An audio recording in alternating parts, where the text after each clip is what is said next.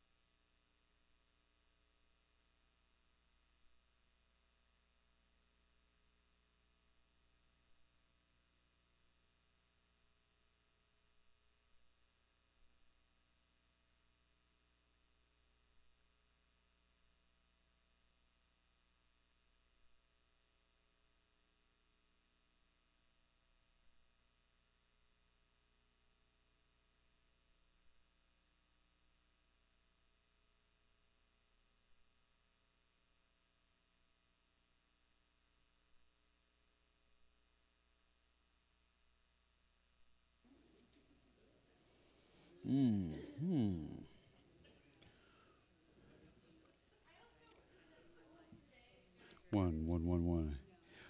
All right. Well, welcome, welcome, welcome, welcome. And I imagine that some people will trickle in, but also welcome to everybody that is watching online live. Um, Thank you so very much for coming. The room is packed.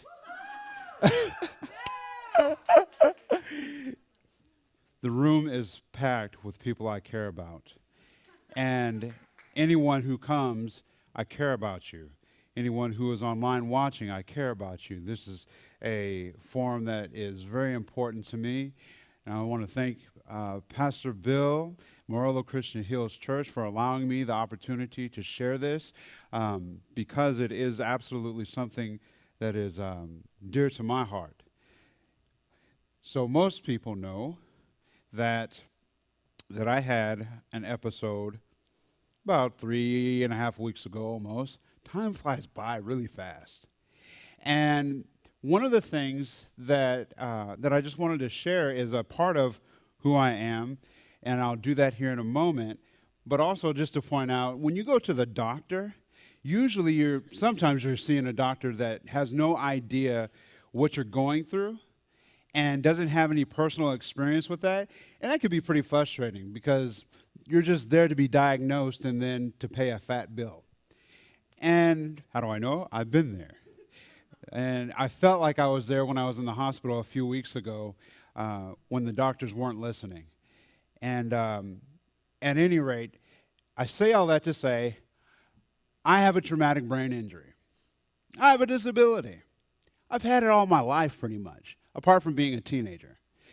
And so what I'm sharing are literally my personal reflections, as the slide says, my personal reflections, as well as my professional reflections. And that's what we're going to be going through today. So as you came in, you were offered some dum-dums.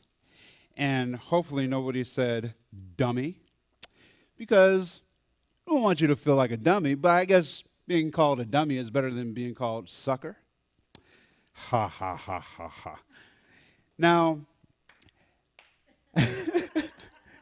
that's a dad joke clap. Yeah, that's good. That's so good. Before we get started all together, how many people grabbed some dummies? Okay. Now, here's my question, and I'm just going to pick on you. Bill, how many dummies did you pick, and what is the flavor? One orange. Why did you pick orange? This looked like the only one you would like. Okay. Who else? What do we got? Purple and red? You don't eat that stuff, but you got it for Dale. Okay. Who else? Vicky got none. Why didn't you pick any, Vicky? You have a sugar allergy. Okay. Zach. Zach has 9. Why did you pick 9? What flavors did you pick? A lot of flavors, and that's all that fit in your hand. Okay. Rue. I got 2 oranges, and orange is my favorite color, and I got 1 to share with a friend. Aha. Favorite color is orange and 1 to share with a friend. Okay. I'm just going to simplify this as best that I know how. I've done this when I've gone in and taught in other places. Everybody has a reason why they picked what they picked or why they didn't pick any at all. That is, at the simplest level, traumatic and acquired brain injury and disability, whether you see them or you don't. Everybody responds to inner stimulus, things that we have memories about, things that we desire, and outer stimulus, things that we see. I can't have no sugar. I got an allergy, so I'm not taking any. Or, I was thinking about my husband, so I got them for him because I don't eat that mess, but I know he likes it. Anybody and everybody does this. This is especially important when it comes to traumatic and acquired brain injury. We all do it. I do it. Now, I picked these without even looking. I've got 1, 2, 3, 4, 5. I don't even know what color they are. But I got them because I wanted to participate in this activity. I was stimulated by wanting to engage with everyone else. I think I would drop one. I'm not worried about picking it up. But I might eat the blue one first because I like blueberry. I might try orange later or give it to Rue because it's her favorite color. I don't like orange, at least the flavor. I have no idea what pink is. Not interested in it. And this yellow one, I don't know, maybe pineapple. I'll try it later. You see, we respond to the things we like, we don't like, whether we know it or not. And that's how we engage with people. Today, Pastor Bill, that was a big part of his sermon, thinking from other perspectives to understand the other person. That's what we're doing when we're talking about traumatic and acquired brain injury, when we're talking about folks that have a disability, whether seen or unseen. And for those of you who may not like me using the word disability, let me just explain something. I've lived with it all of my life. And a disability at root level is the inability to do something. I've had a lot of inabilities. However, it does not stop me from having the ability to do things greatly. Now, lastly, we're going to get into this. Look at this cool clicker I get to use, and it has a little pointer. See that? I don't know if you can see that at home, but I think that's the coolest thing. So, quick introduction. Where I come from, right? And then, how did I get a TBI?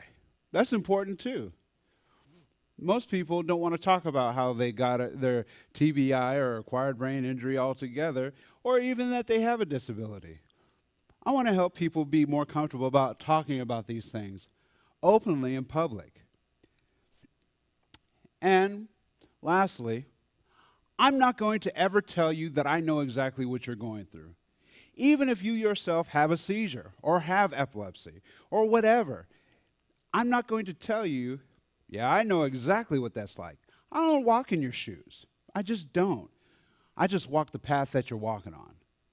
And I want to walk that path with you. That's generally what I hope everybody does, is just willing to walk the path with each other.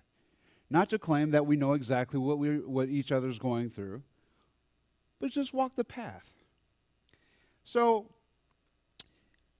where I came from, other than my mother's womb, I'm from Anchorage, Alaska. Anchorage, Alaska has the highest rate of TBI in the nation. It has the highest level of domestic violence in the nation. We play hard, we work hard. A lot of those are actually due to ATV accidents or skiing accidents or climbing accidents. A lot of nature, a lot of fun. So, another thing I want to share as a poet, I've written about it. I wrote this poem called Brainstorm, and it chronicles my own brainstorm.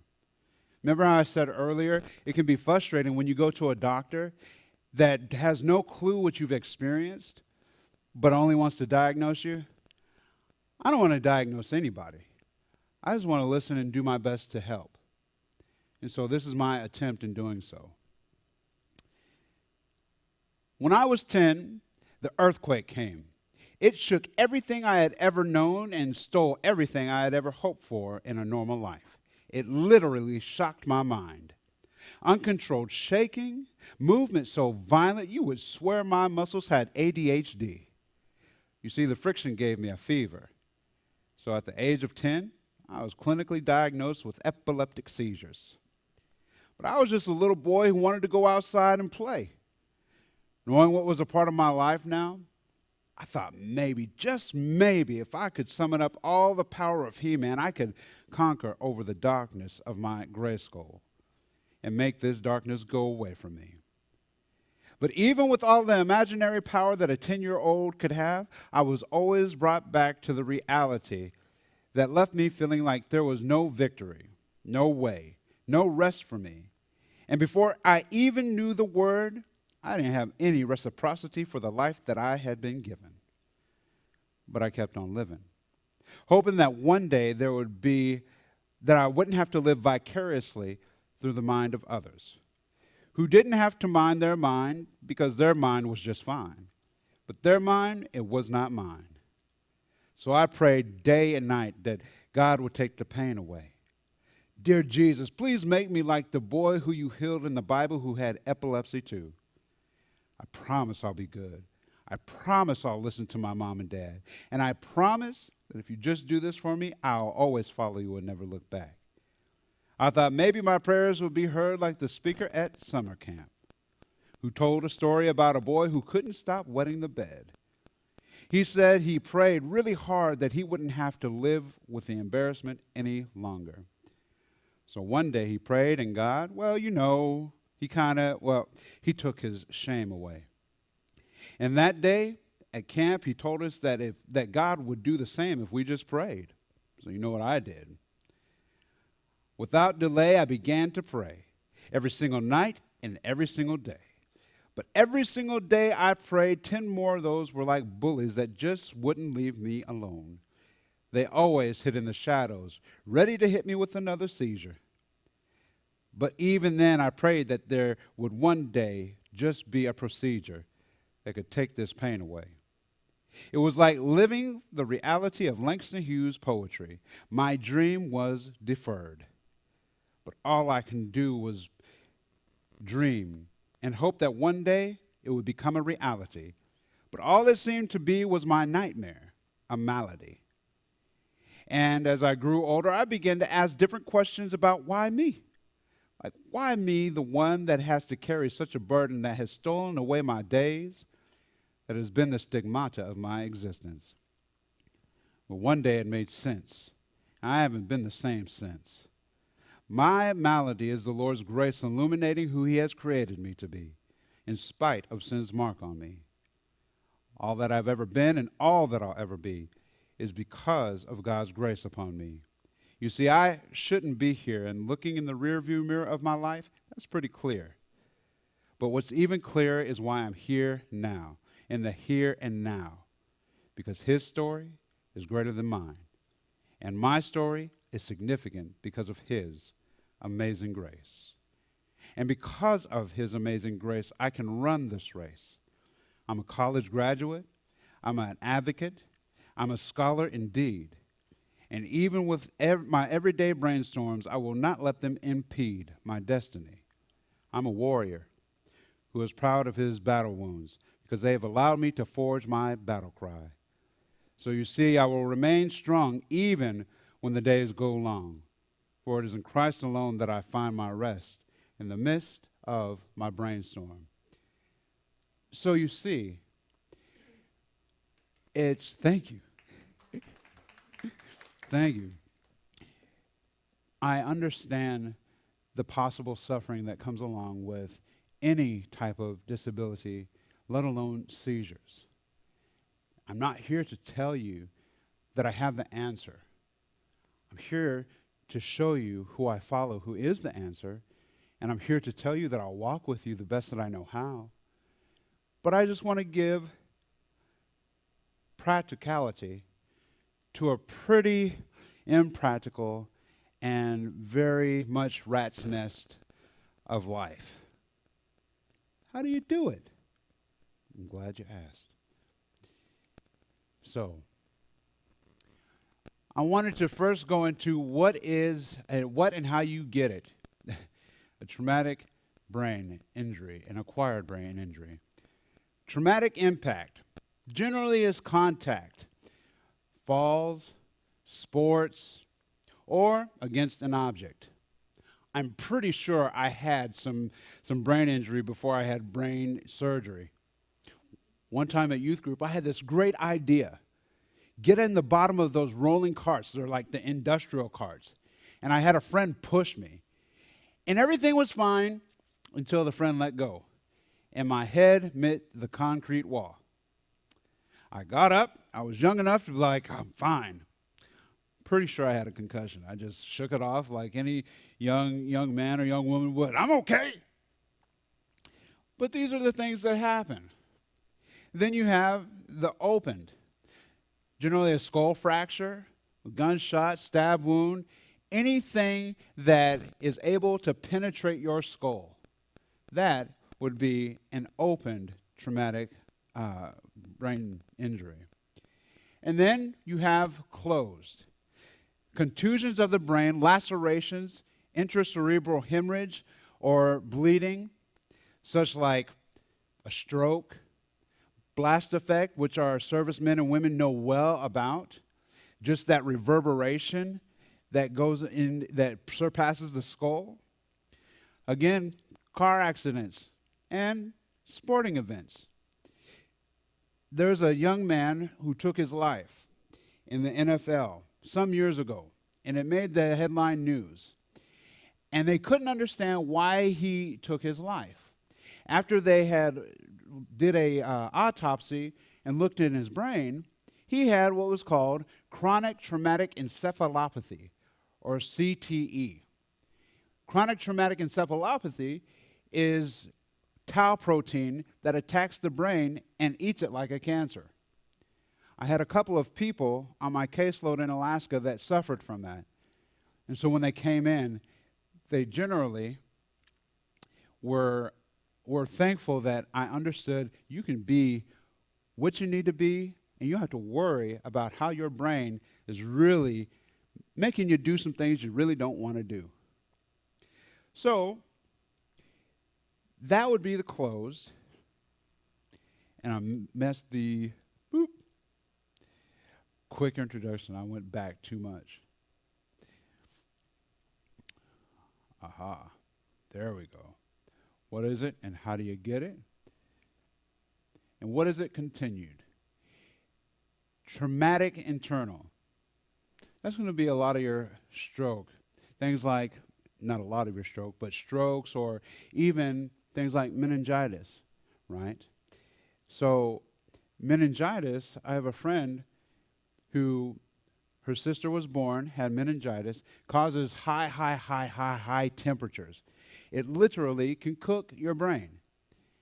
She's still alive today, but it gave her a full-born disability.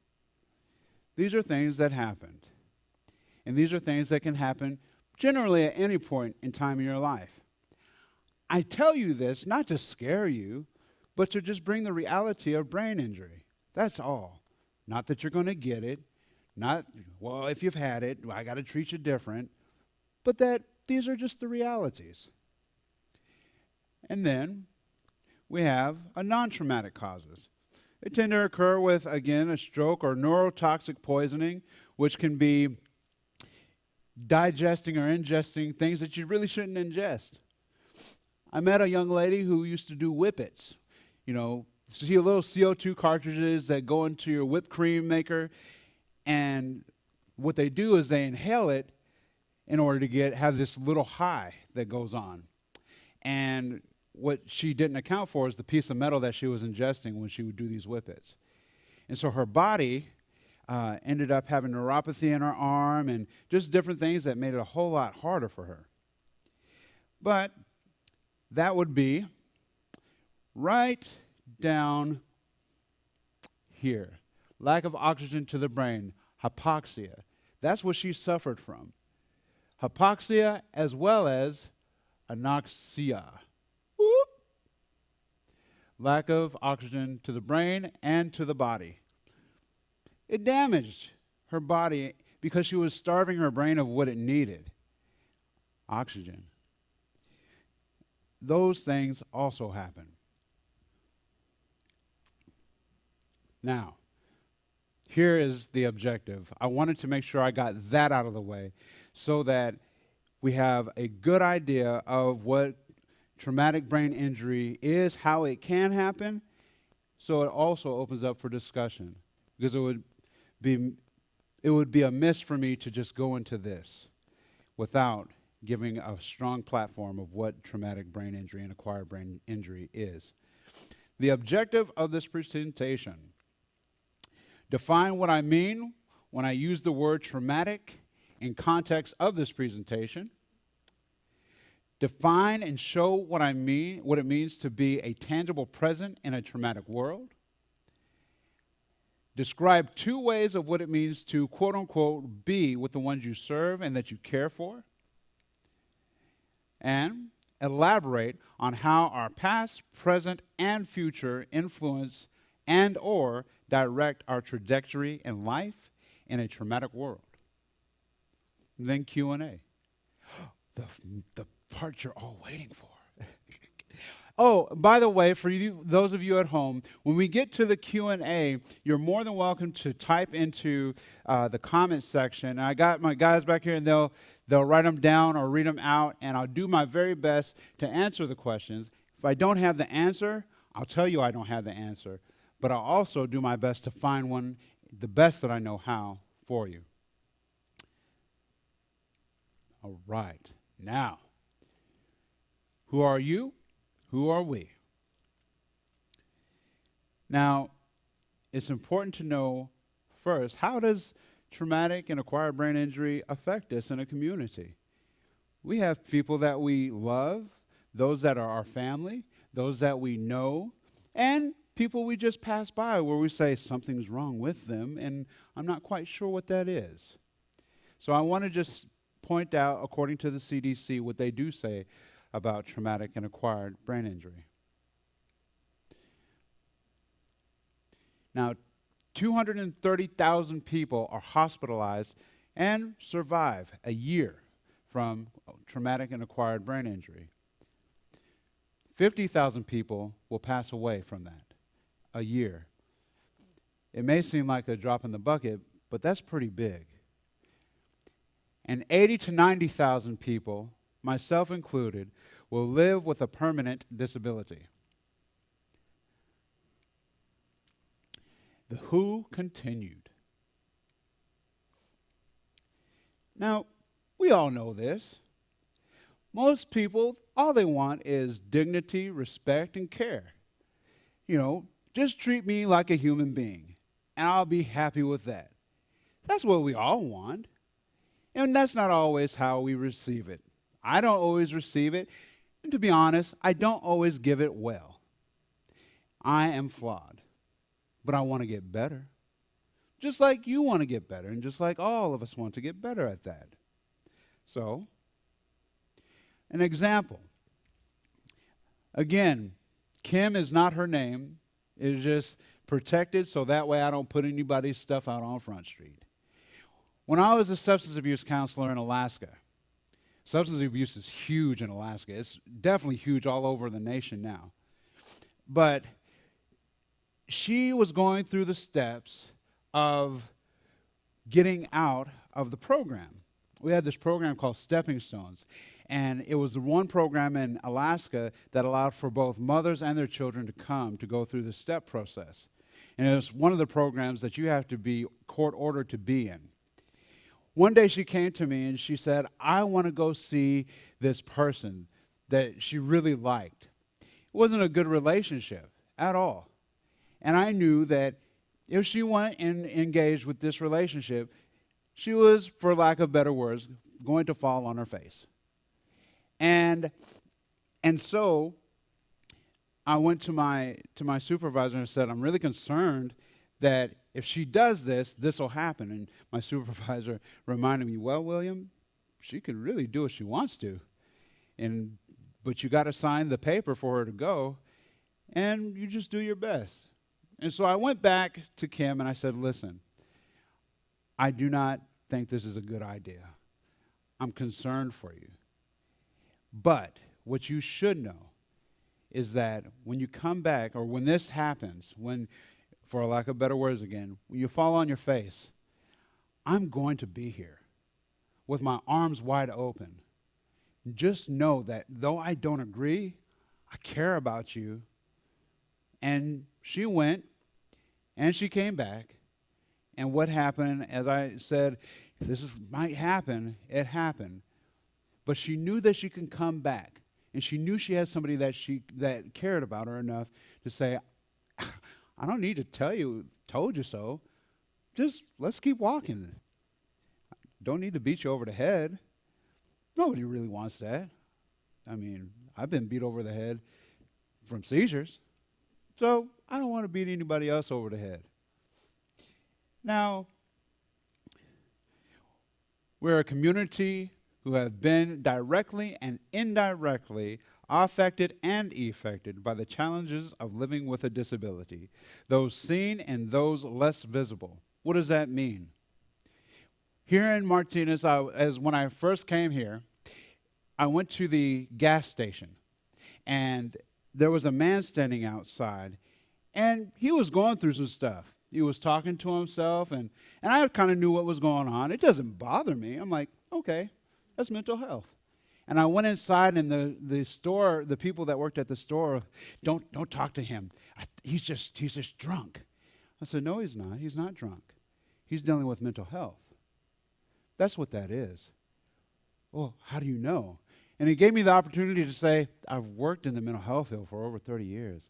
I'm a brain injury specialist. I've worked with folks like that. He's not going to hurt anybody. He's talking to the person in his head. You just can't see him. Oh. I was like, it's no big deal. We need to be able to do that with people in general, whether it's a disability or brain injury or not. To be able to step in and be the vicarious advocate. What I mean is, I may not deal with what they're dealing with in that moment, but I at least can advocate for them the best I know how, according to what they need in that moment. Now, why is this subject matter important to me, and why should it be important to you? Because we're a community. And as a community, we deal with this all of the time, whether you see it or not. And so it would behoove us then to just learn a little bit of another perspective of mental health, because it's not going away, and it's definitely getting worse. There is a wave coming. I know. I've seen this all through my life. I grew up in a home where my parents took care of 4 individuals who had physical and mental disabilities. I literally grew up in a home like that. This is a natural part of my life, so I know what the waves look like. Now take a look at this. This is kind of what we do when we see mental health or brain injury or disability. Nicolas Cage is really great. I like him. He's got all these different faces. He's got faces that look mad, sad, happy, just all around. I've seen all those faces in the faces of people who deal with disability or brain injury. You don't always know what somebody's feeling. You don't always know what they're thinking. They'll tell you if you stick around long enough. Right now, you wouldn't know that I have tinnitus ringing in my ear loud. You just wouldn't know. And you wouldn't know that the smile on my face is a smile because I'm excited to be here, but the war that's going on in my brain right now is pretty nasty. You just wouldn't know, because I match one of these faces, or all of them, depending on what time of the day. You just wouldn't know unless I didn't tell you. That's how we have to treat people sometimes. Don't know what somebody's going through, but we can figure it out if we walk with them and they're comfortable enough to share their experience with us. So now, this is the working definition of traumatic, because I just don't want it to be scary, but it is something that affects all of us. According to Healthline, a traumatic event is an incident that causes physical, emotional, spiritual, or psychological harm. The person experiencing this distressing event may feel threatened, anxious, or frightened as a result. In some cases, they may not know how to respond, or they may be in denial about the effect, such as an event has happened. The person will need support and time to recover from the traumatic event and regain emotional, mental stability. That's definitely been me. After I had whatever my brain did, I'm pretty sure it's a seizure, but I think maybe there's some other things going on. I went into my master's program. I was like, I can do this. And I'm pretty excited about it. But I was also devastated when I had to sit on the edge of my bed and write my teachers and say, I can't do this right now. I have to get my mental health better. This is what I'm made to do. This is a gift. This is a natural thing that I can do. But my brain's not allowing me to do it right now.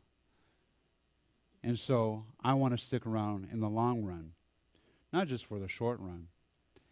So this matches even what I've been through, and some of you too, and some of you at home. This may resonate with you, whether it's you personally or it is you to another friend or family member. Now, what does it mean to be a tangible presence? We usually think of tangible as only things I can literally touch. But that is not only what tangibility is, because if it is, we're in trouble, because there's definitely times where I've needed a tangible presence in my life. And so tangibility comes from the Latin word tangere, to touch. It just simply means something that can be touched or felt, but it is always based in fact. You think about assets, tangible assets. Like your rental property is a tangible asset. Your stocks are a tangible asset. Guess what else can be a tangible asset? Your friend. Your friend is a tangible asset because you know that when you call, they'll be there. We want to be tangible to people. Not just, I'm coming over and I'm going to be there with you, but wherever I am, you can reach out to me and I will be there. I had a friend of mine in Alaska. He lived about 10, 15 miles away from me. One night I called him up and I said, man, I'm having a hard time. I'm really, really, really having a hard time. I was super depressed, man. And he said this, when do you need me to be there? And I didn't want to inconvenience him because he had a family or has a family. And I said, whenever you can make it. I'm coming right now. And you know what happened? He came over, knocked on the door. I opened the door, and the first thing I did was just rest on him and cry. I just wept. That's what I needed. And he came in, and he just sat on a couch across from me. And we probably sat there for about an hour and a half. Didn't say a word until we said, goodbye, I love you, thank you. That's all I needed. That's all. Tangible grief. I was feeling tangible grief. And he was doing something I need. This right here simply means something that can be touched or felt, though it can be used in a metaphorical sense. He was tangible before he showed up at my house. He was tangible the moment I picked up that phone to call. Think about that. Who are we tangible for? You have to think about who you want to be tangible for too. You just can't be tangible for everybody. But you can be tangible for a handful of people, and a handful of people can be tangible for you too. Now, I have two examples I want to give. First, there we go. First is the gas card for travel. One of the guys, I'll call him John, he was on my caseload. By the way, everybody on my caseload had traumatic or acquired brain injury. I loved it. Not that they had a brain injury, but that most of them, when they came in, they treated me as though I was that doctor that had no clue. And so they would come in and they would sit at the table and they would start talking.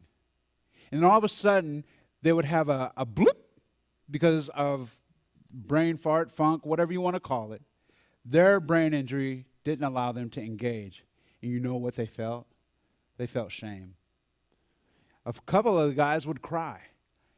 And I would lean forward with a smile on my face, and they would have this perplexed look on their face.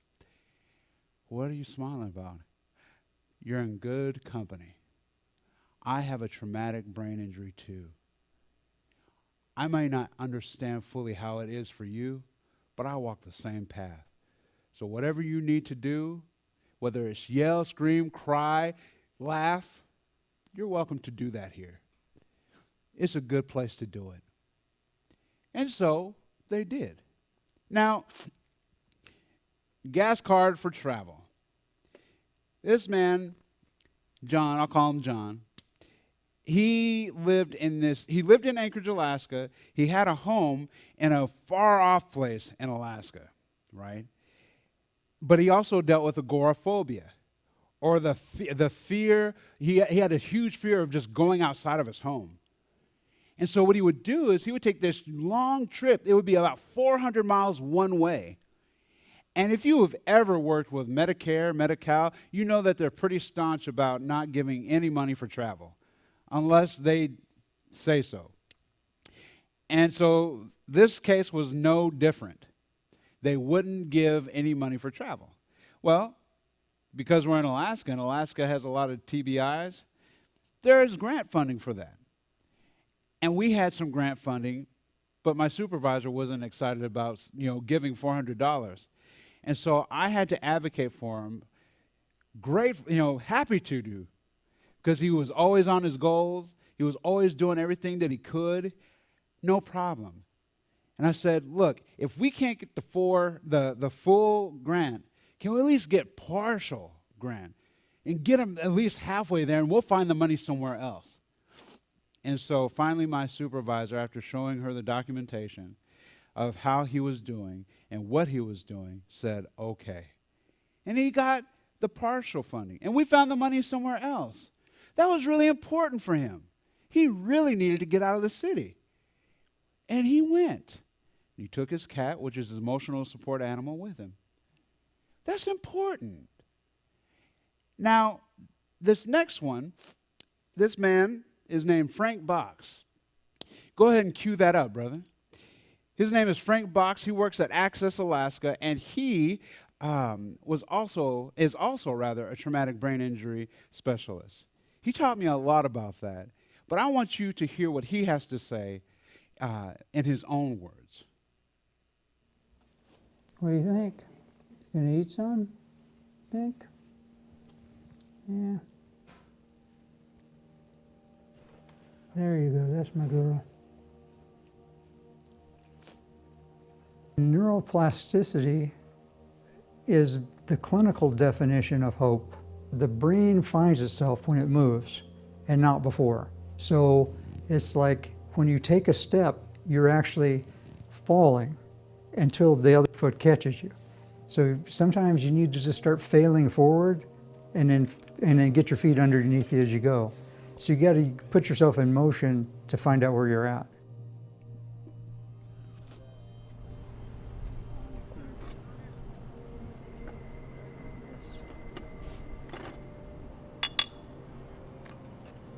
So my first knowledge that something was wrong is I had a seizure on April 14th, 1998. They found a plum-sized tumor in the front part of my brain. All of the gas went out of my spirit, and I knew I was pretty well a dead guy. I said a lot of prayers because up here, when you're going into the hard drive, you're worried that as soon as people start tinkering around there, oh my God, I hope they don't get those memories that are really special to me. Not just my phone number, but who everybody is, how to shift a 4-speed, what my babies felt and sounded like when they were born. There's just so many things that I didn't want to ever lose because they were who I was. Yeah, I had so many great people in my life. I did not survive by just medical treatments alone. I had no idea that I could be vulnerable and people would want to help save me.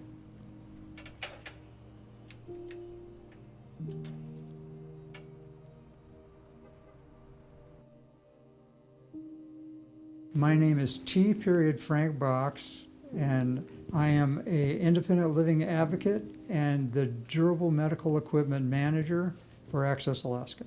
DME is a reuse program where we take donated medical equipment and put it back in service for the community to use at no cost.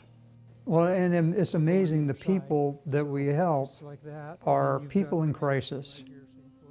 People that will almost break my ribs hugging me, they're so happy.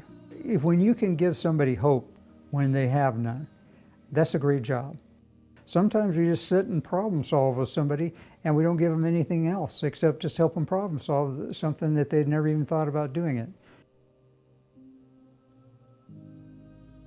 I'm singing in the rain, just singing in the rain. Don't be doing any flossing over there. No, My independence looks different than everybody else's because we're all different. Nobody really knows from my outward appearance that I have challenges. My recovery is going pretty well, but it is still a recovery. You're never done. You have to find yourself where you're at. You have to be in motion. And I'm always hopeful that things can get better and continue to get better. Well, if I could go back in time, that lack of faith that things were going to work out, I would do everything I could to dispel that. Being willing to take a step and trust and not fear falling, because if there's not somebody there to catch you and stop you from falling, there will be somebody to come along and help pick you up and put you on the right track.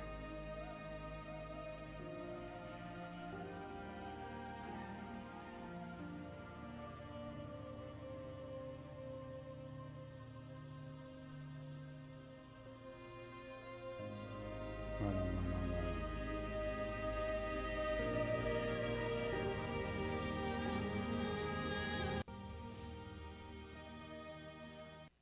on. So Frank and I, we got the opportunity to run these peer support groups every Tuesday or Thursday, whatever it was. And it was always people that came in that had suffered a traumatic or acquired brain injury. And so we talked about things that were current in the day. What are you having trouble with? Whether it was housing, whether it is filling out information for Social Security.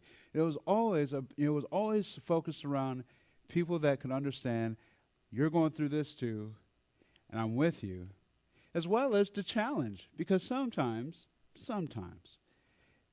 when you don't know how to deal in life, for whatever reason, whether it's a brain injury or whatever disability or whatever challenge, sometimes you kind of get lethargic because it just really overwhelms you.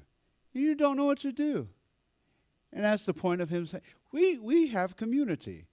We build it on purpose. Not to make sure that people, are just, you're going to be better for the rest of your life, but you have community to be a part of. Whatever the challenge may be, we may not walk in your same shoes, but we will walk the path with you. Now, all right, the essence of being. Much like what I was talking about when my friend came over.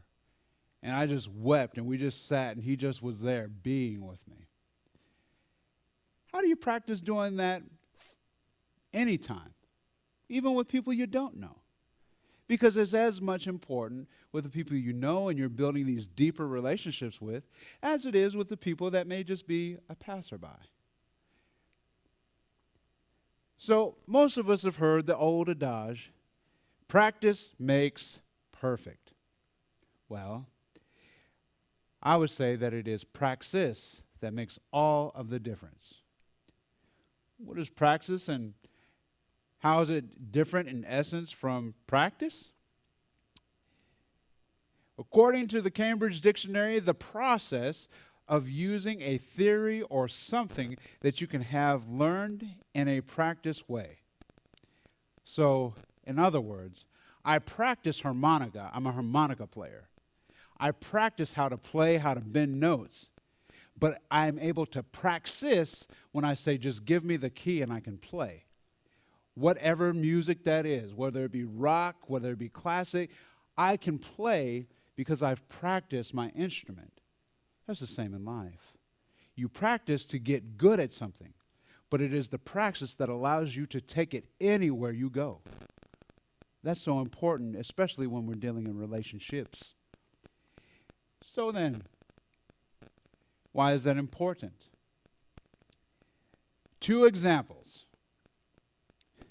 Again, these are not their names, but they would kind of be cool if they were. So there's Rainy Day.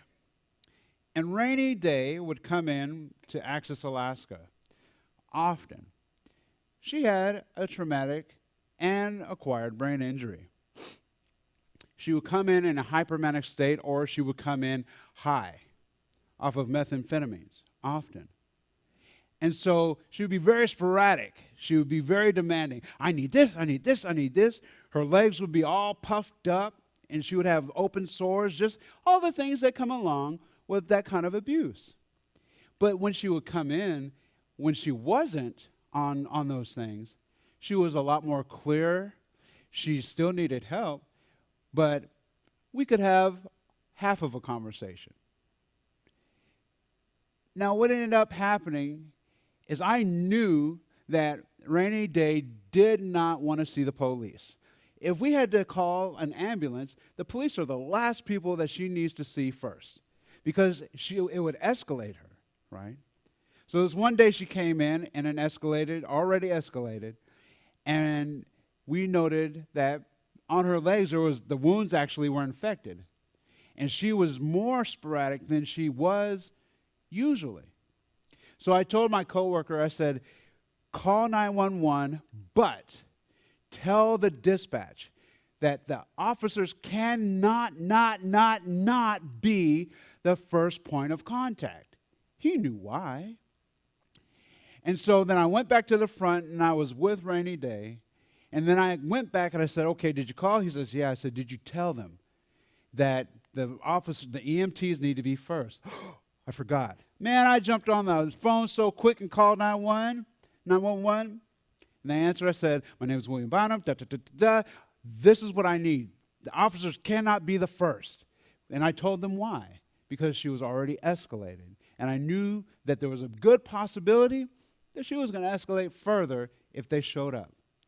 I went back to the front, and guess what? Who was the first? Somebody just guess. They're already there, and it was too late. Good news is, it was an officer that had engaged with Rainy Day before. So he was familiar enough with her that though she was starting to escalate, it wasn't as fast as it could have been. I was a little frustrated because I was like, ugh, because this is dangerous now. The EMTs came in. They also knew Rainy, and they helped. Before Rainy left, she threatened one of the workers and was 69'd out because it was a pretty serious threat. Now, another is Patty C. Bakersman. Had been working diligently on her caseload with me. And we had established a pretty good relationship. One day, she says to me, you look just like one of her brothers that had passed away a couple of years or a few years prior. That's something special. When somebody shares something with you that intimate, and not intimate in a sexual way, intimate that it's raw for them, you take note of that. What did that let me do? What was an honor that I had sitting at my feet? I had the ability to work with her in a way that maybe somebody else couldn't, because I reminded her of her brother, not just in look, but also in how I engaged. And so when we talked, oh, William, I'm sick, and she would go and say, Rainy, look, Patty, you can't do that. Why not? Because ... And she would say, William, you're the only one who could talk to me like that because you know why. So, okay. But those are opportunities to have the presence of being, right? Now,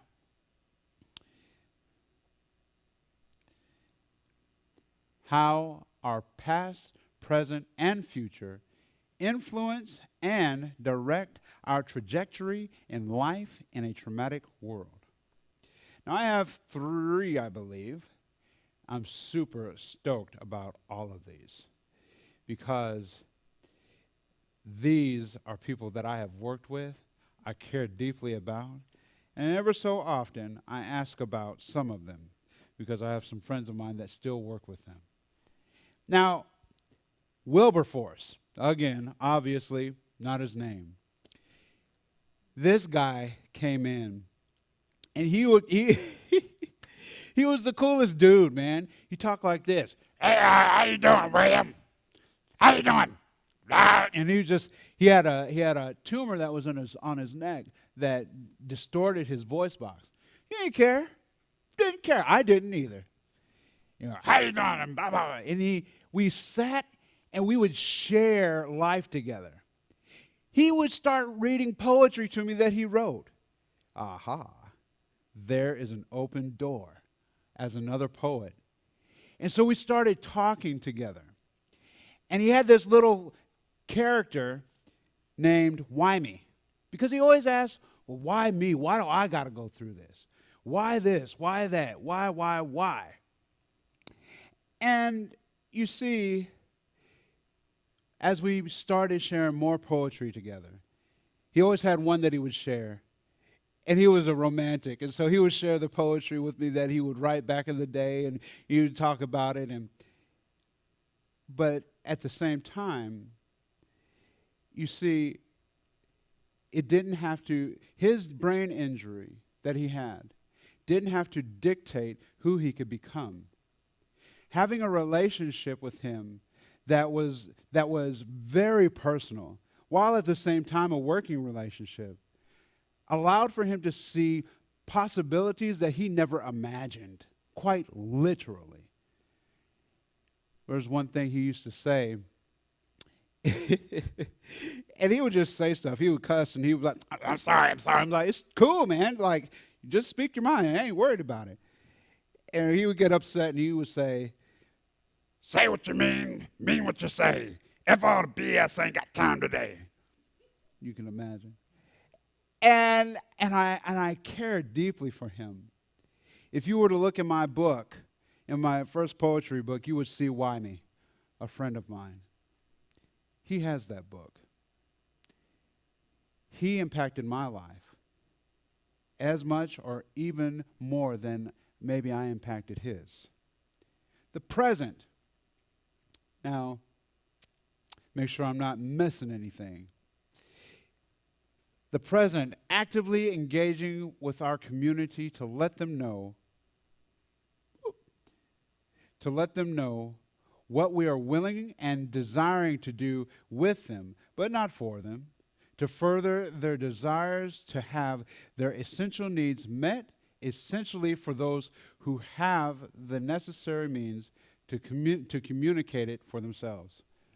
My desire is for people to walk. My desire is to find anything necessary, any resource that I can to help. But then you run into folks sometimes that just want you to do it for them. I remember I would get yelled at sometimes when patients would come in, clients would come in and say, do this, do this, do this. I said, no, I'm not doing that. Why? Because you can do it. I can help you. I'll sit here with you. No problem. But you can do it. And for those that would get up in a huff and leave, I was okay with that. Because the ones that did come, that were ready to engage, man, I'll give you everything I got. I will search like a hound dog in the middle of winter and find the track. I just came up with that. But we don't want to just enable or even disable somebody that can do for themselves, even if they just need a little help. That's totally fine. And that's oftentimes the stigma of the community of those who deal with a disability. Well, you just can't do for yourself. You can't do for yourself. And it's also one that those such as myself would have too. You know, I went to college, and I thought I was a good writer before I went to college. I was like, yeah, man, this is going to be easy. And there was a 2-page paper, and I was like, I'm just gonna put something down on it. And I turned it into my teacher, Professor Hauk. And everybody at the college knew that I had had brain surgery 4 months prior. And so I turned it in, and he said to me, he said, what is this? This is garbage. I said, you know what I've been through. I don't care what you've been through. I will help you. You can do this. And you're going to work for it. But I'll help you. It's almost like the Lord was like, no, you don't get to use that crutch. I have greater for you. And you don't get to let others use that crutch either. I worked with a kid in Alaska, and I was a TA for the SPED unit, or the special education unit. And the greatest challenge he had wasn't that he was schizophrenic, it was that he was a teenager, you know. And so he tried to pull it on me. You don't know, I don't care what you've been through. Let me tell you where I've been. I'm going to help you. You're going to get it. I will help you. I will walk with you. Let's figure this out. Sure enough, just like Professor Hauk stopped me in my tracks from using my disability as an excuse, he allowed me to do the same thing with that young man. And that built a strong relationship. I love Professor Hauk for that. He passed away some years ago from pancreatic cancer. Now, let me go back. Boop. Let me go forward. All right. Now, Lois Lane, again, not her name, using it. I worked at the Arc of Anchorage, so working with folks that had physical and mental disabilities. Lois Lane had this wheelchair, and it was breaking down. And because of Medicare, you can't get but only so much stuff a year. Don't matter if things are breaking down. So I hadn't worked at the Arc of Anchorage for a while, but my friends called me up. They knew I worked at Access Alaska. They said, can you help with anything? Can you help us? Frank Box. That dude, in the video you saw his tools, he loves doing stuff like that. I said, bring her down here. How much does it cost? Nothing. It doesn't cost anything. Just come. Are you sure? Bring her. Just bring her. And I told Frank about it. You know, Frank worked on that wheelchair for over 2 hours until her wheelchair would lean back as it should. She wasn't falling out of her wheelchair. Do you know? Do you know? Her present situation did not have to dictate who she was, who she could be, and the people that loved her. We would not allow that. That is what we're talking about when I say the past, present, and the future. No, I won't do it for you. I'll move heaven and earth for you to try to make sure it happens. Just come with me. Just like walk with me. Just come on. I know where to find this. I might not be able to do it, but I can find it. That gives life to our communities. That gives life to people that think that they're just on this earth only to die, but they're not. Now, lastly, the future. Nature, nurture. They have weight to add to the part of the how. We all have to ask the question, what or why truly shaped me as the person I have become or am becoming? It's like I said, I grew up in a house that had folks all of the time. I saw some stuff that wouldn't mess you up, but you just be like, whoa! I mean, I'll tell you stories later. But this nature nurture is important to how we do engage with people. It's important to how we try to see the perspective, or how we decide to be a tangible presence. When someone comes to us with a challenge in life, We must establish and sometimes reestablish a very transparent, person-centered approach to not only clearly defines the kind of relationship it'll be, but also that the intentionality that fosters peer support of community and fortifies support that is acceptable expectations for you or I, the advocate, or best foster healthy interpersonal skills. The young man I worked with in special education, remember his challenge wasn't that he had schizophrenia, he's a teenager. He would get up out of the class. He would just get up, get frustrated. I get it. He was overloaded by everything going on, not just outside of him. And his teachers would say, "William, he's leaving." And I would have to go chase him down and find him. And finally I say, "Hey, man, listen, you can't just get up and get out the class like that." But he's just upset and he's telling me, I said, "Look, let's work this out. Let's find a place where you'll go. A single place. And I promise you, if you go there, I'll come to you. Even when you get up frustrated, I'll come to you." And so you know what would happen? He would get frustrated in class, jump up, the teacher, "He's leaving." "I know. He's okay." "What do you mean?" "I know where he's going." And sure enough, that's where he would be. He was responding to the internal stimulus of his traumatic world. I knew that. And I was trying to help the teachers. You know what the teachers told me? Maybe you've heard this before, which absolutely irks me. "William, why are you so hard on them? Don't you know they have a disability?" And they didn't know where I was from. So listen, I got 3/4 of my brain. I'm a published author. I graduated from college. I'm not pushing them to break them. I'm pushing them to their greatness. Don't expect less of them, because you will do more damage expecting less of them than you do expecting the best out of them. Don't ever do that. I went through that too. I'll tell you a secret. My mom wanted to do the best for me. That she's good as a single mom. I would come home, hand her my homework. "This needs to be done by tomorrow." And then I would get mad when she didn't get the good grades, right? She was doing the best that she could with what she had. However, it put me at a detriment as I grew. Not because she did it on purpose. I learned a valuable lesson. No, I reject you giving me any less than your best. I'll walk this out with you, but we're going to walk this together because I see the greatness in you. I see it. And oftentimes they didn't see it.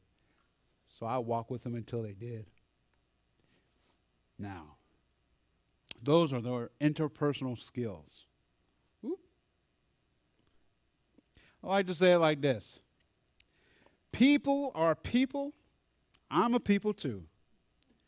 People got things going on. I know. I may not know all of what they got going on. It's okay. I'm just going to hang with you. Whatever happens, I know enough to know that something's not right. You already know that. What you might not know is that I'm going to just hang with you because I care. That's all. I went to, what is it called? Dream Center in L.A. And, oh man, Dream Center is awesome. It's so awesome.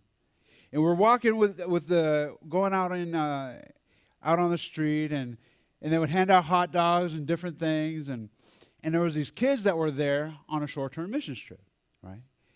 And you know these kids are straight up green thumbs, because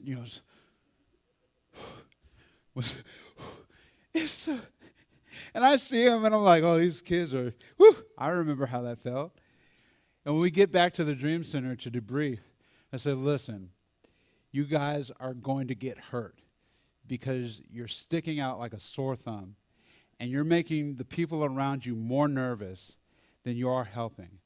I know you want to be here, so here's what you need to do. Find the music. There's music everywhere. People are bobbing their head to the music. Find the music. Even though you are, just like, whew, find the music and watch what happens. And the next day they found the music and they were fine. Because people are people. We're going to be people too. Uninhibited humanity at its best. The most beautiful thing that I've ever seen. Why? Because people are people. I'm a people too. That means I get to be authentically me, and I expect you to be authentically you too. That doesn't mean I take all your mess, but it does mean that I just be with you where you are, no matter what mess happens. Lastly, one other story about Dream Center. One day we're at, I almost want to say it was Ramona Gardens. I might be wrong, but it was one of the projects out there. And they always go to the projects and they share, stories in kind of like a little mini summer camp for the kids in the neighborhood. And one day, we were sitting out. We weren't sitting. We were walking in. It was a group of kids, and I remember I was in front of everybody. It was do, pop, pop, pop, pop. And I stopped. I turned around and I said, "Those were gunshots." And right before I said anything else, because I was like, maybe we should leave, nobody in that community skipped a beat. People were still playing, talking, because it's so normal. And I thought, well, Lord, if they're not moving, we're not either. So we went to the park. Set up. Thankfully, there was no more gunshots. But the people there, they have their own traumas. It may not be traumatic brain injury or some type of disability. But just like I showed earlier, trauma is trauma. They got their own trauma. We're going to be there. And the kids came out. We had a blast, apart from the blast that we heard earlier. How do we be with people? In any situation, we walk with them. We tell them our own mess too. I ain't perfect. I got a lot of junk. I just want to be with you. That's all. I don't need to call you out on anything. You already know. But if I have to, I will, because I expect you to do the same for me too. Now, this right here, I wanted to make sure that I added these resources. This is Brain Injury Association of California. They have them in different states. This is where I got my certificate in brain injury specialty. They have resources all over the place. You know what? It might help if I do this. There we go. Now,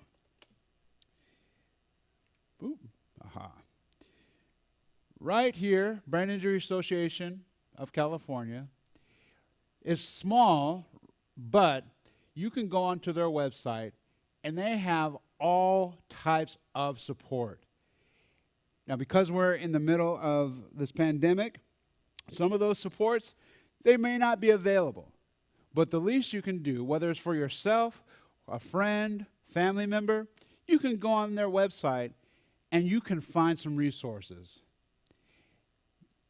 And, boop. What did I say here? Yeah. And there is the website right here. I'll spell it out. www.biacal.org/resources-education/.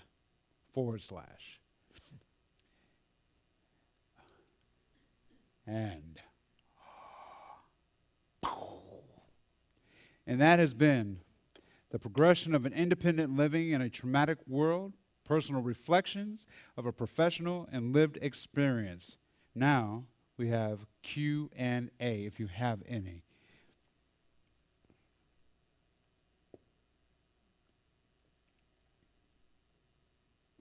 And remember, if you are watching online live, you can type into the comment section your question and have them read, and I will do the best to answer them. If I don't know, we will do our best to find out.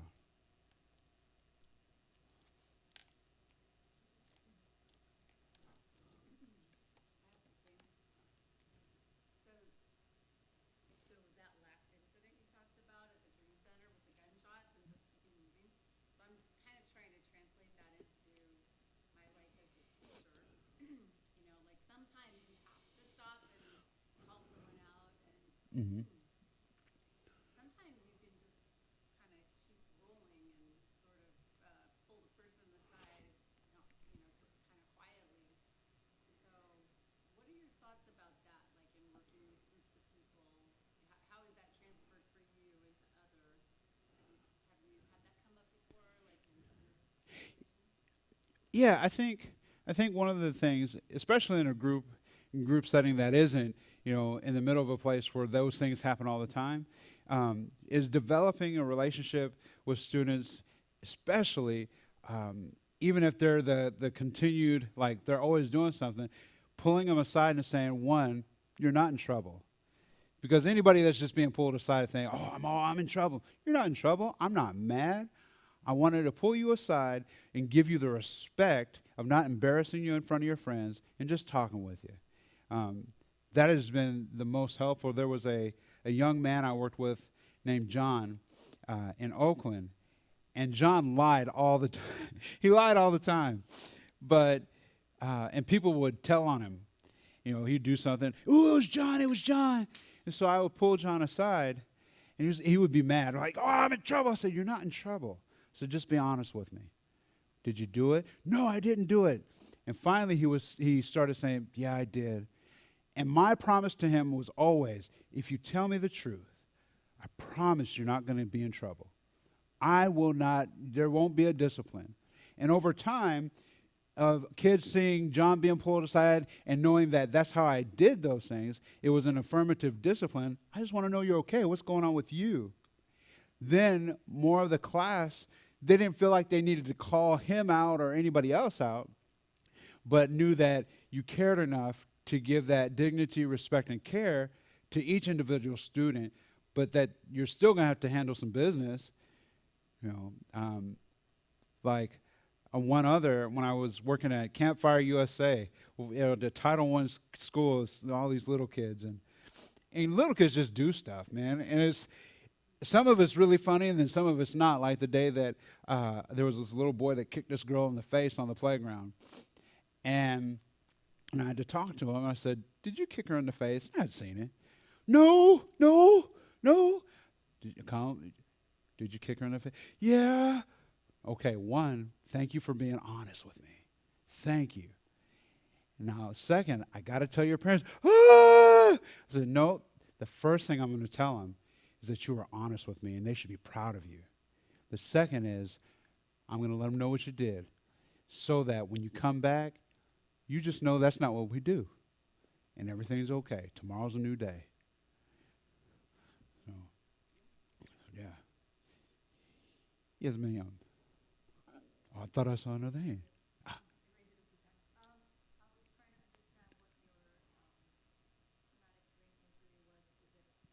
Is it epilepsy alone that maybe got caused by getting hit on the head or something else as well? So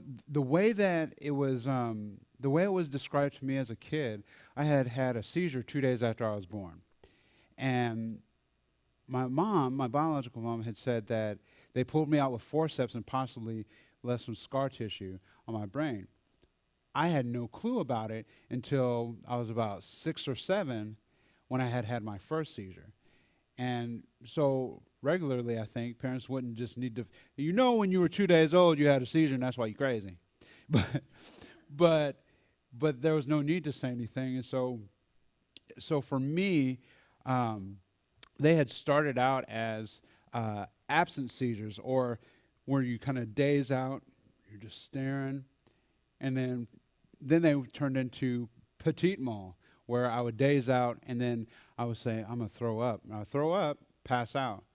And then by the age of 10, they had went into full-on grand mal or clonic-tonic seizures. So it's been a weird progression, for sure. When they were really bad, I could have at least 3 to 4 a month when I was a kid of grand mal seizures. I mean, just be anywhere.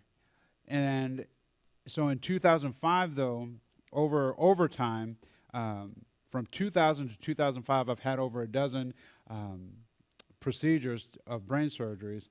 And in 2005, they took a piece out.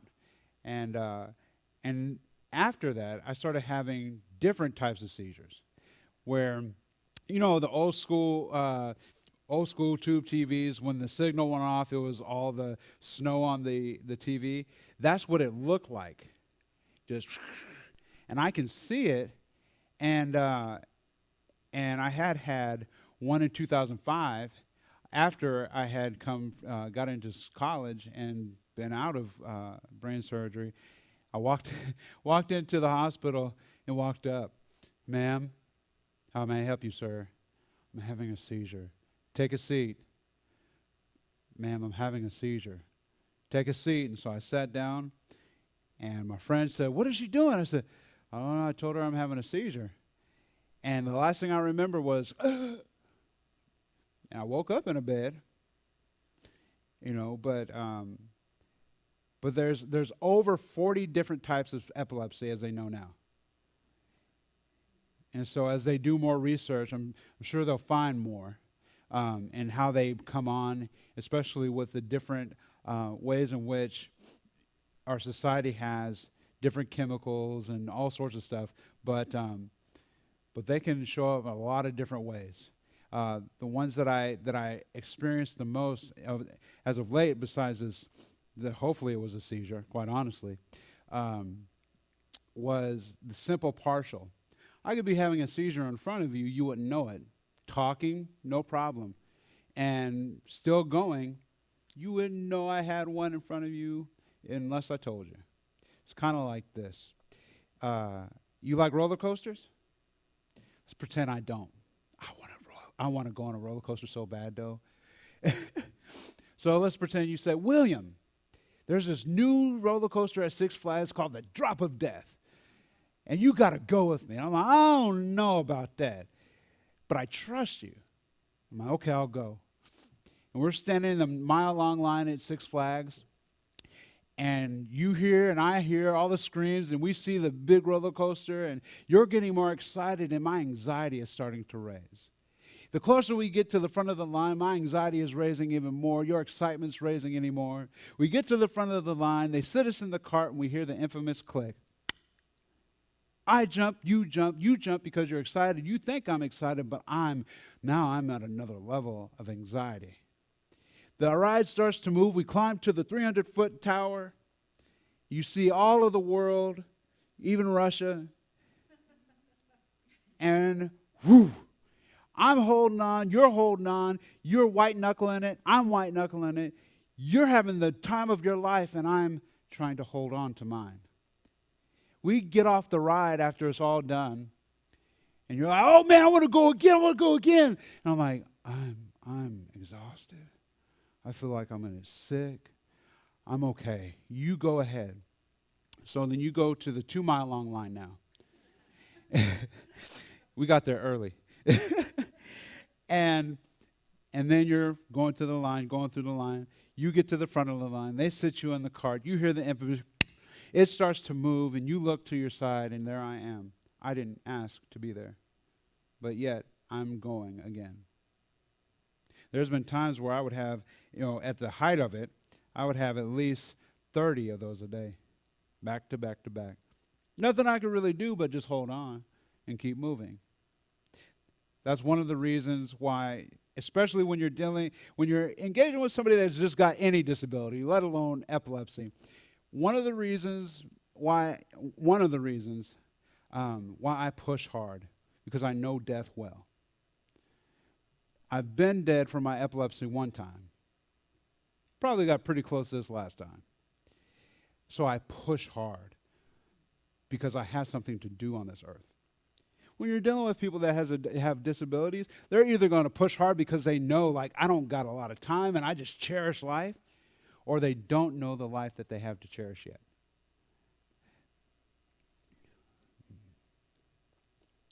Yeah.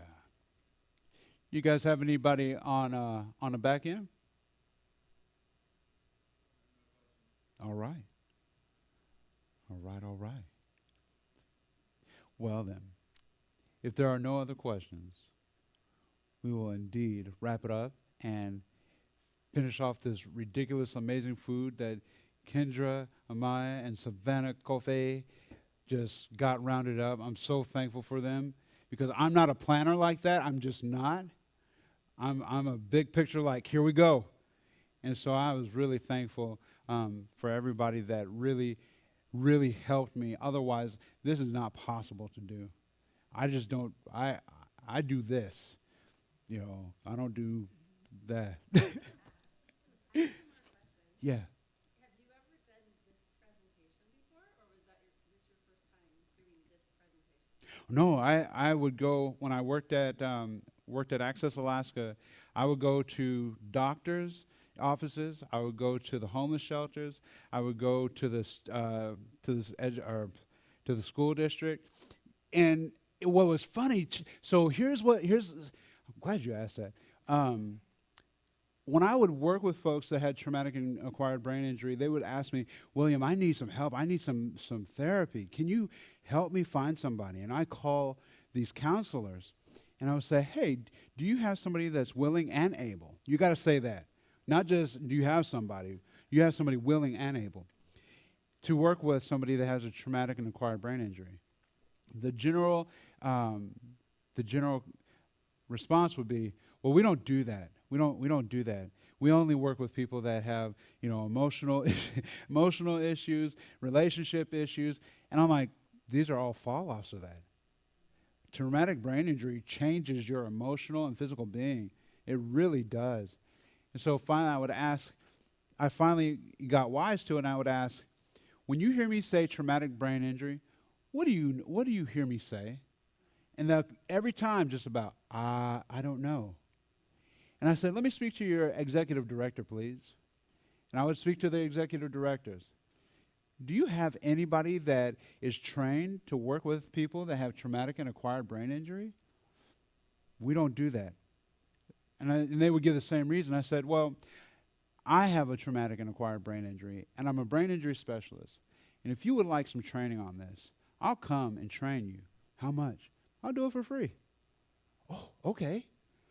And so I would go, and there's one place I went to, it was a counseling center, and I'm just baffled by this. I'm so baffled.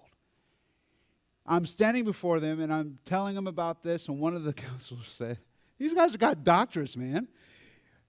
So you're saying that people with traumatic and acquired brain injury are just like us? He didn't know I had one yet. And I said, yes. And I said, how many of you have ever had a concussion, whether it be mild, moderate, or severe? Few people raised their hand and said, you have a brain injury. Some of them were like, what? I said, don't worry, it's okay. It's okay. It doesn't mean that you're broken. It means that your brain has an injury. That's it. And to be able to go and to tell people, this is what this looks like. And oftentimes I would have a seizure while I was teaching, and I would tell people, I was like, you need to understand from just a base level, this is what this is. Don't be afraid. Don't be afraid. It's okay. And I'm here to help. So I would go do presentations at other places like not Arc of Anchorage, but Hope Community Resource, where I grew up in, where my parents worked, and do forums there too. Yeah. I enjoy doing it. Thank you. And thank you so much for coming and supporting. And if you know anybody, whether here or on camera, if I have the time and you give me enough time to prep, I'll come do it too. So, and with that said, that will end this presentation of living in a traumatic world, but from a personal and professional experience. Thank you.